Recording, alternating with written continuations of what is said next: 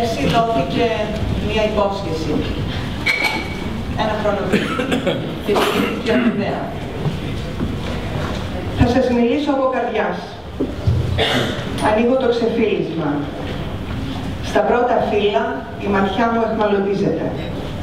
Αν το μυθιστόρημα ήταν ταινία, έτσι ξεκινά την αφήγηση ο Στέλιος Χαλκίτης και ήδη άφησε στα μάτια μου μια κίνηση, ένας ρυθμός να αργοσαλεύει και να μπαίνει μέσα μου. Θα ήθελα να ξεκινούσε με μια μουσική υπόκρουση, σαν ρέπια. Και ο ρυθμός αποκτά υπόσταση, ιδιαίτερη έννοια. Όμως ρέπιεν για ποιον? Και να εμφανιζόταν μια μάνα και γιαγιά μαζί, μια γυναίκα που έγινε μάνα, που είχε την ευθύνη παιδιών, οικογένειας, και σαν περάσει απέναντι, αγωνιά και περιμένει. Και όταν δει το ορθό, χαμογελά ευτυχισμένη. Και στο λάθος σε παίρνει στον κόρφο της και μυρίζει στο άρωμα της μάνας. Μιλάει ο Οδυσσέας Στεφάνου. Τον γνωρίζετε? Τον θυμάστε? Και αρχίζει ένα ταξίδι μυσταγωγία, εικόνες ασπρόμαυρου φόντου, απίστευτα χρωματιστές. Αντί προλόγου, ένα κείμενο που πιστεύω ότι αποκρισταλώνει την ουσία των δύο βιβλίων που μας έχει χαρίσει ο συγγραφέας Στέλιος Χαλκίτης. Ο ρόλος της γυναίκας. Ρόλος γεμάτος φως, αλλά και σκοτάδι. Ατόφιος, αλλά και αλλοιωμένος. Καθαρός, μα και θαμβός, αλλά και μυστηριώδης. Με έμφαση στην πανάρχια συνθήκη σύνδεσης του αρσενικού με το θηλυκό, του άντρα με τη γυναίκα, αναδεικνύοντας τον ιδιόμορφα ξεχωριστό ρόλο της συντρόφου, της μητέρας, της μάνας, πόσα πολλά μαζί και πόσοι πολλοί επηρεάζονται από αυτόν. Εγώ έφταξα για όλα. Έφταξε πραγματικά? Ποιος? Και συνεχίζει το μυθιστόρημα μπλέκοντας και μπλέκοντας τις ζωές σε 3 γενιές ανθρώπων και στον περίγυρό τους, με τις ανησυχίες τους, τους προβληματισμούς, την καθημερινότητα, την αναζήτηση, το φλερτ, τον έρωτα, την αγάπη, την προδοσία, τον αισθησιασμό, το σεξ, τη φιλία, την ίντρικα, την εξαπάτηση, την εντιμότητα, την αλήθεια, το ψέμα. Πλάθοντας, κτίζοντας τους χαρακτήρες μιας μικρής κοινωνίας. Μας παρασύρει σε μια αναγνωστική ένταση, σε ένα ρυθμό άπλιστο, με μια γραφή πάλουσα που, και όμως, ποιος μας βλέπει? Δεν μας επιτρέπει να κλέψουμε, δεν μας αφήνει να χάσουμε κεραία. Εν τω μεταξύ, το ποδοβολητό της βροχής είχε σταματήσει.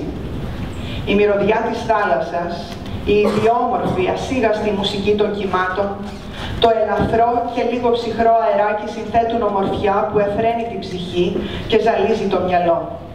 Φυσικά, δεν μπορούσε να λείψει η παράφωνη κολόνα από πετών κατά μεσής, όρθια και παρήσακτη, 2 μέτρα πόη.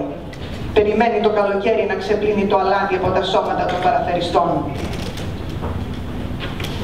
Μ' αυτά και μ' αυτά, ξέχασα να κατεβάσω το κεφάλι και να στρέψω το βλέμμα δίπλα μου σε αυτούς που με έχουν ανάγκη. Μόλις τώρα το κατάλαβα, το αποφάσισα. Θα κοιτάω γύρω μου. Χόρτασα πια από την αναπάντητη βουβή ομορφιά της ματιάς μου στα αστέρια. Δύσκολο να είσαι καθυλωμένη πάνω στις ράγες του τρένου. Η ζωή της Ραλούς έγινε πια σαν ψηφιδωτό που τον κλώτησαν κακά παιδιά. Βίωνε μέχρι το μεδούλι την ικτρή πραγματικότητα. Η εμφάνιση και ο ψυχικός της κόσμος ήταν 2 ράκοι που παράβγαιναν για τα πρωτεία. Η δίκοπη ιδέα του σφινώθηκε ένα πονεμένο απόγευμα. Ξεγελασμένος και βαθιά πληγωμένος από τη στάση της μάνας του, τη συμπεριφορά του συντρόφου της και από όσα βίωνε στις αίθουσες των δικαστηρίων. Συζητώντας με τον γιατρό Νικόλα, πώς έγινε, ούτε ο Στέφανος θυμάται, του είπε. Το πεπρωμένο σε οδηγεί μέσα από το εγώ. Αυτός είναι ο εφιάλτης της ζωής. Εγώ και πεπρωμένο είναι δίδυμα αδέλφια. Άλλαξε το εγώ και στρέψε το πεπρωμένο, υποχρέωσε τον να αλλάξει πορεία. Παντρεύτηκαν σε ένα μέρος άορνο και ανυπόφορο τόπο συνάντησης ανέμων, στην πραχοκλεισιά του Αικήρικου, που έμοιαζε σαν παιχνίδι του πιτσιρίκου Αγίου της, μόνοι τους, με ένα κακόμοιρο παπά, που στα γένια του μπλέκονταν του φυκιού η Αλμύρα με το Μοσχολίβανο, με τη Σιμών και τον Μάρκο στα Στέφανα. Είναι ο Στέφανος και η Ραλού, η δεύτερη γενιά, οι κύριοι ήρωες της ιστορίας. Λέξεις κεντυμένες μία-μία, λέξεις ακριβές, με παλμό, με ουσία, λυρισμός και πραγματικότητα μαζί. Ζήλεψα τις λέξεις του, τόσο που ζήλεψα τις στιγμές. Ήθελα να ήμουν εκεί. Ήμουν εκεί. Και μου έρχονται στο νου, για να πατήσουμε τα πόδια μας στη γη, τα λόγια του Ρολάν Μπάρτ στο βιβλίο του «Η απόλαυση του κειμένου». Όταν μιλάμε για την αισθητική της κειμενικής απόλαυσης, θα έπρεπε να συμπεριλάβουμε τη φωναχτή γραφή, που στόχος της είναι η λαγιά ντυμένη με δέρμα. Ένα κείμενο όπου να μπορείς να ακούς τη χάντρα του λαρυγγιού, τη σκουριά των συμφώνων, την ειδίτητα των φωνιέντων, μια ολόκληρη στερεοφωνία της βαθιάς σάρκας, τη συνάνθρωση του κορμιού, της γλώσσας, όχι του νοήματος, της λαγιάς. Νιώθω κάτι να θρύβεται, να τριζοβολάει, να χαϊδεύει, να ξύνει, να κόβει, να ειδονίζεται. Όχι ότι εύκολα αυτά ακούς εγώ. Δεν μας δίνει απλά ένα σκαρίφημα της κοινωνίας του μικρού νησιού. Πλάθει τους χαρακτήρες μπροστά μας. Τους ανακαλύπτουμε. Τους βλέπουμε να μεγαλώνουν. Βιώνουμε την ύπαρξή τους. Διεισδύουμε στο εσωτερικό τους. Τους νιώθουμε βυθισμένοι κι εμείς μαζί τους, στον κόσμο τους. Να συγκρούονται, να βεβηλώνονται, να αντιμάχονται, να επιζούν, να ανθίζουν, να παραδίδονται. Πού? Όχι, δεν είναι η πλοκή αυτό που μας τέρπει, γράφει ο Ορτέγα η Γκασέτ στο αισθητικό τρίπτυχο. Ό,τι μας γοητεύει δεν είναι η περιέργεια να μάθουμε τι θα συμβεί. Η πλοκή κάθε μυθιστορήματος εξιστορείται με λίγες λέξεις. Έχουμε ανάγκη ο συγγραφέας να μας δώσει τη δυνατότητα να περιεργαστούμε αναλυτικά τους ήρωές του. Κοινωνικές συμβάσεις φιλορροούν, ανατρέπονται παραδοχές, καθεστικίες τάξεις αμφισβητούνται.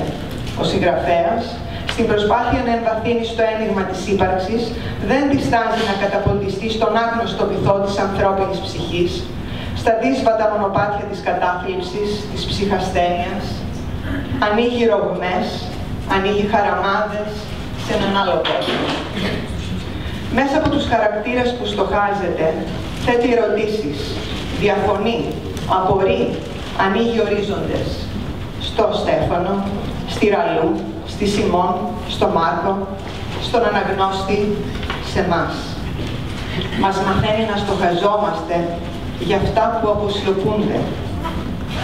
Έντονα μου έρχεται στο νου η φράση του Τζον Χαλπερίν για τους ντοστογευσκικούς ήρωες, ότι δεν είναι αντίγραφα πραγματικών ηρώων, αλλά είναι απλώς πιθανοί και ως εκ τούτου υποβάλλουν τη μορφή της ζωής, μάλλον, παρά την ηλική της πραγματικότητα. Είναι κοντά μας, φαίνονται ανθρώπινοι, αλλά και μας ξεπερνούν. Αυτός ο ρεαλισμός, ένας κόσμος απτός, κατασκευασμένος από τα πλέον χειροπιαστά υλικά, είναι που μας εισάγει σε αυτόν τον άλλο κόσμο, τον μυθιστορηματικό μικρό κόσμο, αλλά το διαφορετικό, το απλώς πιθανό, είναι που μας κρατά δέσμιους αυτής της άλλης πραγματικότητας, παγιδευμένους μέσα στην ύπνωση μιας εικονικής ύπαρξης, αποτρέποντας ολοκληρωτικά την νοσταλγία του υπαρκτού κόσμου. Αυτή είναι η μαγεία του μυθιστορήματος. Εξαιρετικές οι περιγραφές της φύσης. Το φως παιχνιδίζει ανάμεσα στα φύλλα της ροδιάς.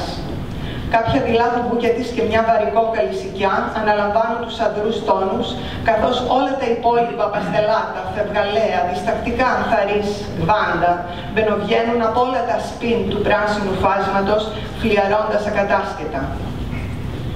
Αλλά και των ανθρώπων. Τα χάλκινα μαλλιά της γυναίκας του Λιτά ξάνοιγαν το ψηλό της μέτωπο με το αριστοτεχνικό προφίλ. Είχε συνήθως λυγισμένους χαλαρά τους μακριούς μυρούς της, ώστε να στηρίζει καλύτερα το ήμερο μωρό. Τα δάχτυλά τους πλεγμένα και τα βλέμματά τους αντάλλασαν μακαριότητα.